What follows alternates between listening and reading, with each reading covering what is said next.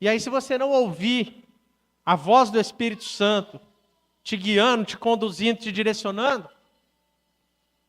pode ser que você se atrapalhe. Por isso que é importante nós sabermos com quem nós nos relacionamos, ou a quem nós vamos ouvir.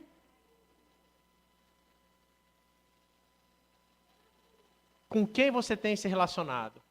A quem você tem pedido conselhos? Eu sempre uso o exemplo aí do casamento, né? Se você for pedir um conselho lá fora, o conselho sobre o seu casamento, meu marido eu não aguento mais, minha esposa eu não aguento mais. O conselho vai ser o quê? Larga, tem um monte mesmo. Homem não falta, mulher não falta, larga. O conselho sempre vai ser esse, lá fora. Né? Hoje em dia, não devia nem ter casado. E por aí vai. São esses tipos de conselhos.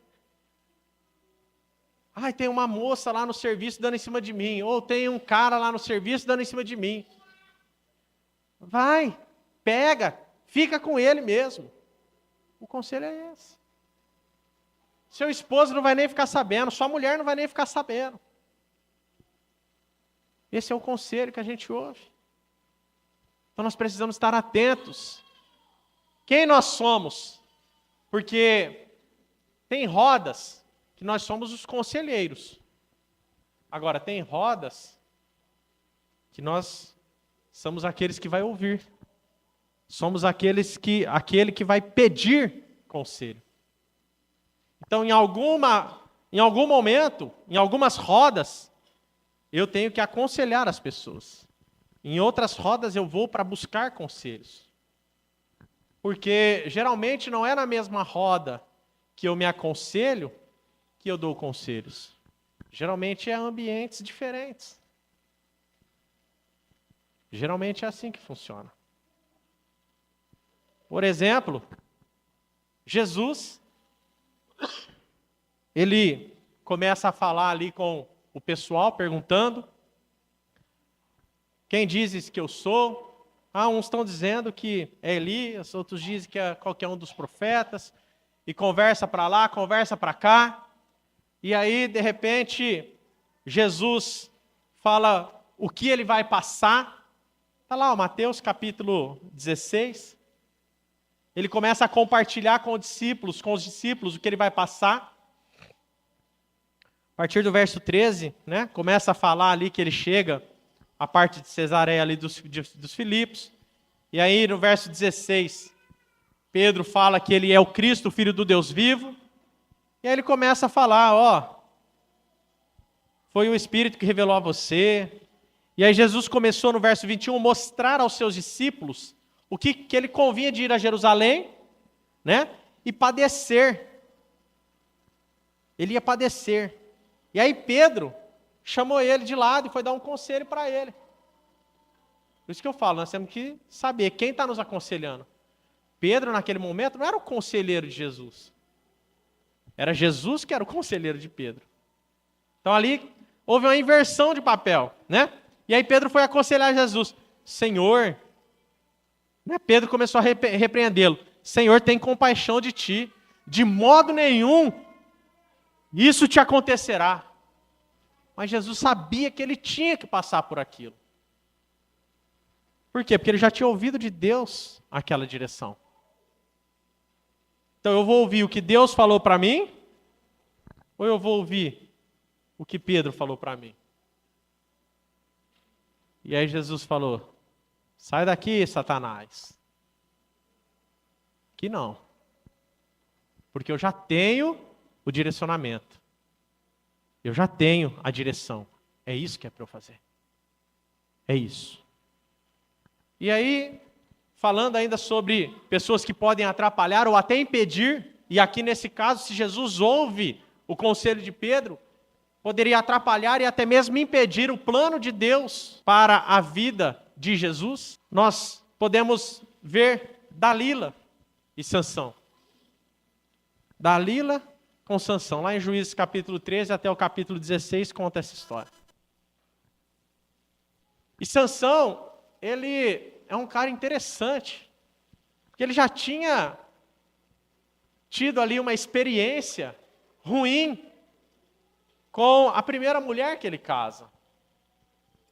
Porque ele casa e ele declara ali um dito, para que um enigma, né, para que as pessoas viessem a descobrir, e ninguém descobre.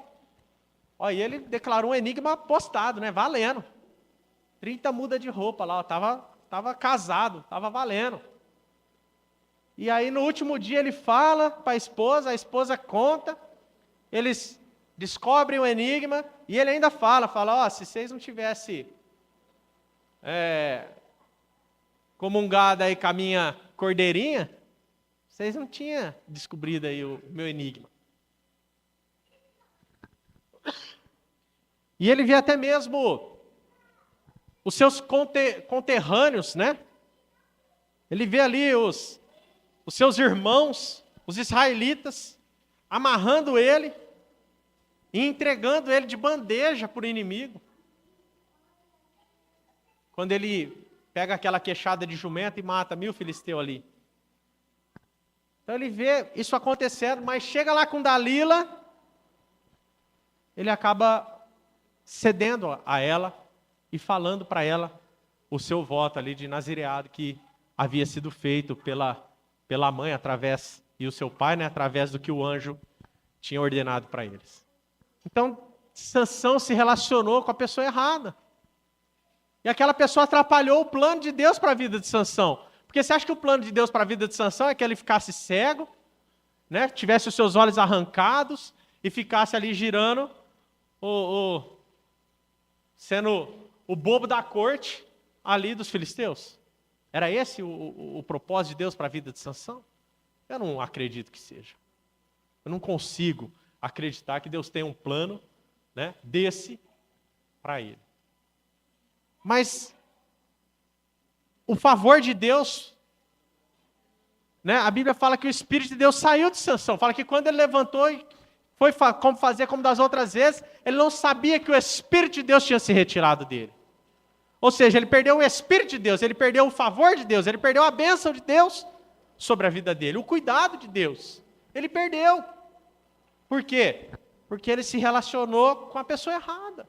Aqui também, dentro das pessoas que podem atrapalhar e até mesmo impedir a bênção de Deus na sua vida, eu quero citar os 12 espias que foram enviados para espiar a terra prometida.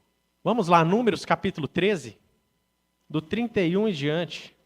Porém, os homens que com ele subiram, disseram: não poderemos subir contra aquele povo, porque é mais forte do que nós. Isso é o relatório dos 10 contra Josué e Calebe. E infamaram a terra que tinham espiado perante os filhos de Israel, dizendo: a terra, pelo meio da qual passamos a espiar, é terra que consome os seus moradores. E todo o povo que vimos no meio dela são homens de grande estatura. Também vimos ali gigantes, filhos de Enaque, descendentes dos gigantes. E éramos, aos nossos olhos, como gafanhotos. Assim também éramos aos seus olhos. Então, levantou-se toda a congregação e alçaram a sua voz. E o povo chorou muito naquela mesma noite. E todos os filhos de Israel murmuraram contra Moisés e contra Arão. E toda a congregação lhe disse: se morrêssemos na terra do Egito, ou se morrêssemos nesse deserto. Por que nos traz o Senhor a essa terra para cairmos à espada e para que nossas mulheres, nossas crianças sejam por presa? Não nos seria melhor voltarmos ao Egito? E diziam uns aos outros: levantemos um capitão e voltemos ao Egito. Moisés e Arão caíram sobre os seus rostos perante todo o ajuntamento dos filhos de Israel. E Josué, filho de Num, e Calebe, filho de Jefoné, dos que espiaram a terra, rasgaram seus vestidos e falaram a toda a congregação dos filhos de Israel, dizendo: A terra pelo meio da qual passamos a espiar é terra muito boa. Se o Senhor se agradar de nós, então nos porá nessa terra, e nolo dará, terra que mana leite e mel. Tão somente não sejais rebeldes contra o Senhor, e não temais o povo dessa terra, porque são eles o nosso pão. Retirou-se deles o seu amparo, e o Senhor é conosco, não temais. Então disse toda a congregação que os apedrejassem com pedras, porém a glória do Senhor apareceu. E aí, meus irmãos, a congregação toda deu ouvido aos 10, você já sabe a história. A congregação toda deu ouvido aos 10. E aí o que aconteceu? Todos foram ali impedidos de alcançar a promessa do Senhor, porque deu ouvido àquelas pessoas, não deu ouvido ao que Deus já tinha falado para eles. E aí sobre esse texto, sobre esse trecho, Deus me deu a seguinte frase: quem não reconhece o poder de Deus, quem não enxerga a grandeza do Senhor, aqueles que não acreditam nas promessas, além de não viver o que Deus tem para si e para os seus, ainda querem matar os que acreditam e querem viver os milagres, sinais, prodígios e maravilhas de Deus. Então, quem não reconhece o poder de Deus, quem não enxerga essa grandeza que é Deus, quem não acredita no que Deus prometeu, além de não viver a promessa, além de não viver aquilo que Deus tem para a vida deles, para a vida dos que estão à sua volta, ainda querem matar os que acreditam e querem viver os milagres que Deus tem, as promessas que Deus tem. Ou seja, Deus prometeu para você, Deus prometeu para outros também, mas outros não acreditaram na promessa que Deus fez, nem para eles e nem para você. E aí eles não querem viver a promessa deles e ainda querem atrapalhar a promessa que tem sobre a tua vida. Eles não querem viver, não têm coragem de viver o que Deus falou com eles e ainda querem atrapalhar a sua coragem, ainda querem te matar para que você não viva aquilo que Deus prometeu para você. E aí, se você não se desgrudar, não se desprender, como Josué e Caleb fizeram, você é morto junto com todo mundo. Porque aquela geração não entrou na terra que Deus havia prometido. O trajeto de 40 dias durou 40 anos e não acabou, não chegou. Aqueles que não acreditaram na promessa não alcançaram a promessa. Quem não acredita não consegue viver e ainda quer atrapalhar você que acredita. A gente sabe muito bem disso, a gente tem vivido isso na prática. As pessoas não acreditam no que Deus prometeu para elas e ainda querem botar o bedelho naquilo que Deus prometeu para a gente. Querem matar, né? Aqui fala que eles queriam apedrejar Josué e Caleb. Fala, não, vocês estão acreditando na promessa de Deus, nós vamos matar vocês. Toma cuidado a quem você tem ouvido. Toma cuidado com quem você tem se aconselhado. Né? Existem os dois extremos, né? Por isso que a gente tem que ficar atento. Existem, né, igrejas que têm um líder tirano que você, se você não falar que você vai comprar um carro novo, aí você está amaldiçoado. Se você não falar que você fez um plano de assistência médica, você está amaldiçoado porque você não falou isso para mim, eu não abençoei, eu não orei para você. Só que tem também o outro lado, que as pessoas querem viver uma vida sem compromisso, uma vida sem informações, uma vida clandestina, sem prestação de contas alguma. Querem viver sem se aconselhar com pessoas sábias, né? Querem viver debaixo da autoridade de um pastor só quando convém. Ah, porque me convém, então eu vou falar com o pastor. Ah, mas isso aqui eu não vou falar não vou me aconselhar com ele não. Então só falar o que convém, só, né, na hora que... Então existem os dois extremos. Por isso que é importante nós estarmos na direção do Senhor, como foi falado aqui pelo pastor Júnior, direção do Espírito Santo. Se eu estou na igreja certa, se eu estou no lugar certo, sobre a direção do pastor certo, eu tenho certeza que Deus vai usar ele para conduzir a minha vida. Porque senão não tem sentido eu estar numa igreja e não acreditar no direcionamento da minha liderança.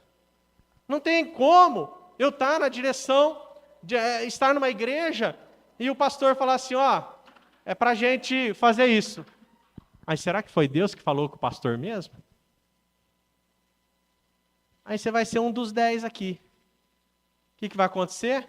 Você vai atrapalhar a gente entrar na terra, vai atrasar o processo, vai ter que morrer para a gente ir, mas a gente vai. Então as pessoas podem impedir a bênção de Deus na sua vida. Aqueles 10 príncipes impediram toda aquela geração de alcançar a promessa do Senhor. Não impediram o projeto maior de Deus de acontecer, atrasaram o projeto, atrasaram a circunstância, a situação, o processo, atrasou. Mas não atrapalhou o projeto de Deus. Agora, as promessas que haviam sobre aquelas pessoas foram impedidas de viver a plenitude do que Deus tinha para elas. Por quê? Porque deram ouvido às pessoas erradas. Porque poderia ter dado ouvido às pessoas, né? Josué e Calebe. Mas deram ouvido às pessoas erradas. Agora também existe as pessoas que podem ajudar você, podem me ajudar a alcançar o favor ou a bênção de Deus para a minha vida. Por exemplo, 4 homens, lá em Mateus 9, Marcos 2, Lucas 5, 4 homens levaram um paralítico até Jesus. Não conseguiam chegar até Jesus. Subiram no telhado, abriram lá o telhado e desceram o paralítico ali. E Jesus, vendo a fé daqueles homens, ficou motivado a realizar o milagre. Ficou ali, não estou dizendo que eles obrigaram a Jesus, mas estou dizendo assim num sentido para que nós venhamos entender. Jesus se sentiu obrigado, né, por tamanha fé, realizar aquele milagre. Caramba, os caras deram um jeito de botar esse cara aqui dentro. Caramba, né? Jesus ficou assim, impactado com a fé daqueles homens. A Bíblia diz, fala, nossa, Jesus ficou, né, destacou a fé deles. Então aqueles 4 homens são pessoas que podem nos ajudar a alcançar a bênção em favor de Deus. E aquele homem alcançou a bênção e o favor de Deus através da vida de Jesus naquele lugar. Tem também um juiz, profeta, chamado Samuel. Quero ler aqui o texto para vocês, 1 Samuel, capítulo 15. No comecinho do capítulo, Samuel disse a Saul: enviou-me o Senhor a ungir-te rei sobre o seu povo, sobre Israel. E aí Samuel já dá um conselho para Saul. Ele diz assim, ouve, pois, agora a voz das palavras do Senhor. Samuel está dizendo assim, Deus fala comigo. Não sou eu que estou falando para você, é Deus quem está falando. Ouve o que Deus está falando através da minha vida para você. Ouve a voz de Deus. Mas era Samuel falando, mas Samuel era a voz de Deus, a voz profética naquele lugar. E aí a gente sabe que ele deixa Agag vivo, deixa os melhores, né, do rebanho. E aí o que me chama a atenção no verso 11, que Deus ele fala com Samuel, né, no verso 10 diz assim, então veio a palavra do Senhor a Samuel dizendo, e aí Deus fala para Samuel assim, arrependo-me de haver posto Saul como rei, porquanto deixou de me seguir e não executou as minhas palavras. E aí, o verso continua dizendo assim, ó, então Samuel se contristou toda a noite, clamou ao Senhor. Samuel intercedeu a noite inteira por Saul. Mas não tinha jeito, Samuel já tinha dado conselho. Samuel já tinha avisado, não é a minha palavra, é a palavra de Deus, obedece. Ouve o que Deus está falando, meu filho. Mas Saul não deu ouvido. Então nós precisamos de pessoas como essa, como Samuel. Saul se lascou porque não ouviu, mas se ele tivesse ouvido... Então a gente precisa de pessoas como Samuel ao nosso lado. Pessoas que são boca de Deus para a nossa vida. Pessoas que vão nos dar direcionamento vindo direto do Senhor. Porque eu posso receber um direcionamento direto de Deus, e Deus pode usar uma pessoa também para me trazer, um intermediário. Eu não posso ser arrogante ao ponto de dizer assim, Deus tem que falar comigo. Eu tenho que ver o céu abrindo, a voz vindo como um trovão, tudo claro, muito branco, uma luz que eu não consiga nem enxergar, e que eu caia no chão de tanta presença, e aí eu ouço a voz de Deus, né? Tem muita gente que brinca, fala, só faço isso se Deus descer do céu e falar comigo. Mas Deus não precisa descer do céu para falar comigo. Deus fala comigo através da palavra. Deus fala comigo através de sonho. Deus fala comigo através de profeta. Deus fala comigo através de pessoas, como por exemplo a Diana abrindo o culto aqui. Deus fala comigo através dela. Deus falou comigo através dela. Eu não posso falar assim, Deus tem que falar diretamente comigo. Porque nem sempre Deus vai falar diretamente comigo. Quem sou eu para colocar Deus numa caixinha e dizer, Deus, você tem que agir do jeito que eu quero. Ou do jeito que eu penso que é o certo. Se não for do jeito que eu quero, do jeito que eu acho que é certo, não é o Senhor falando. Quanta arrogância, quanta prepotência.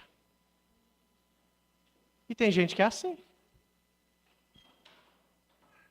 Se Deus não falar comigo, não falou com ninguém.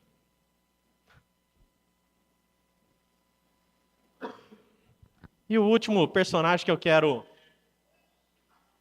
trazer aqui para nós é Joabe. Joabe tem seus erros, tem os seus defeitos, mas no finalzinho do segundo livro de Samuel, vai lá em Reis e volta um pouquinho, uma página aí, capítulo 24, Davi já está lá no finzinho da vida dele, né? Verso 2 do capítulo 24 diz assim, disse, pois, o rei a Joabe, chefe do exército, o qual tinha consigo, agora rodeia por todas as tribos de Israel, desde Dan até Berseba, numera o povo, para que eu saiba o número do povo. E aí a gente vai ver a história, a gente sabe que Deus manda o profeta Gade, vem até Davi e fala, por que você decidiu fazer isso, Davi? 3 coisas o Senhor te dá de opção ou de resultados sobre isso. 3 opções. E aí, Deus dá 3 sentenças para Davi. Mas, antes de acontecer tudo isso, existiu um conselho que não foi ouvido. Existiu um conselho que não foi posto em prática. Existiu uma palavra de Deus. Existiu uma palavra. Mas foi o próprio Deus que incitou Davi a fazer. Mas se Davi tivesse ido orar sobre aquilo, falar, poxa, Joabe me aconselhou, e aí, será que é isso mesmo? Deixa eu jejuar, igual quando lá o filho dele ficou doente, o filho com Betseba, que ele ficou jejuando lá. Quem sabe se ele tivesse se proposto a se humilhar diante de Deus, antes dele tomar a decisão, de repente teria tomado uma decisão diferente, de repente teria sido uma situação totalmente diferente. Joabe disse assim, no verso 3: Ora, multiplique o Senhor teu Deus a este povo 100 vezes o tanto que tem agora. E os olhos do rei, meu senhor, o vejam. Mas por que o rei deseja esse negócio? Rei, se tiver 500 mil, que multiplique esse negócio 100 vezes.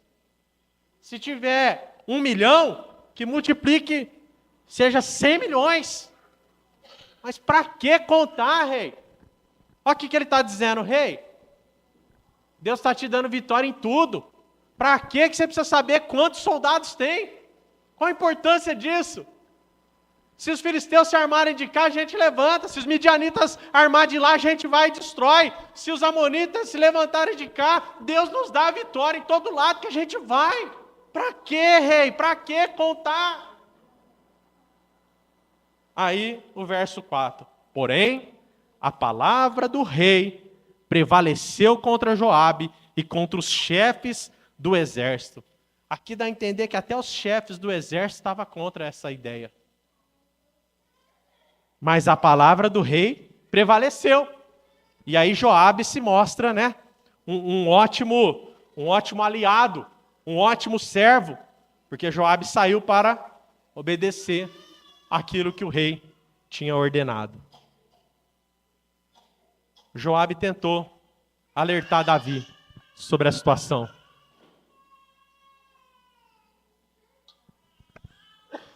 Joabe tentou mudar a ideia de Davi sobre aquilo. Joabe aconselhou Davi com uma palavra de amigo, com uma palavra de Deus ali para aquela vida, para Davi. Mas Davi não estava pronto para ouvir. Então, nós temos que tomar cuidado, porque a sentença veio. E muita gente morreu por causa de uma decisão que Davi tomou diante daquela situação. Então, as pessoas podem nos ajudar a alcançar o favor de Deus. Mas o contrário também é verdade. As pessoas podem nos afastar do favor de Deus e até mesmo nos impedir de alcançar a promessa do Senhor para as nossas vidas. Tome cuidado. Quem você está ouvindo? Com quem você está se aconselhando? Qual a voz que você tem ouvido? Deus falou muito hoje nesse culto. Agora você ouviu? Entrou aqui, saiu aqui? Ou entrou aqui e desceu para o seu coração? Que essa palavra venha produzir frutos no teu coração. Que você observe quem está ao teu lado, quem está te aconselhando. Se essa pessoa que está te instruindo, te aconselhando, ela pode te atrapalhar, até mesmo te impedir de alcançar a bênção e o favor de Deus, ou essa pessoa ela vai te aproximar da promessa, da bênção e do favor de Deus. Ande como pessoas como aqueles 4 que levaram um paralítico até Jesus. Ande com pessoas como Samuel, que passou a noite intercedendo por Saul. Ande com pessoas como Joabe, que tem bons conselhos sobre situações. Ande com pessoas que possam trazer palavras para te aproximar da promessa, te aproximar da bênção, do favor de Deus. E não pessoas que te afastam disso. Tome cuidado. Hoje o Senhor traz um alerta para nós. Que tipo de pessoas você tem ouvido? Que tipo de conselhos você tem escutado? Lembre-se que tem gente que não reconhece o poder de Deus, não reconhece a grandeza de Deus, não reconhece a bênção de Deus, não acredita nas promessas de Deus, e além de não viver tudo que Deus tem, ainda quer te impedir de alcançar a promessa que Deus fez para você.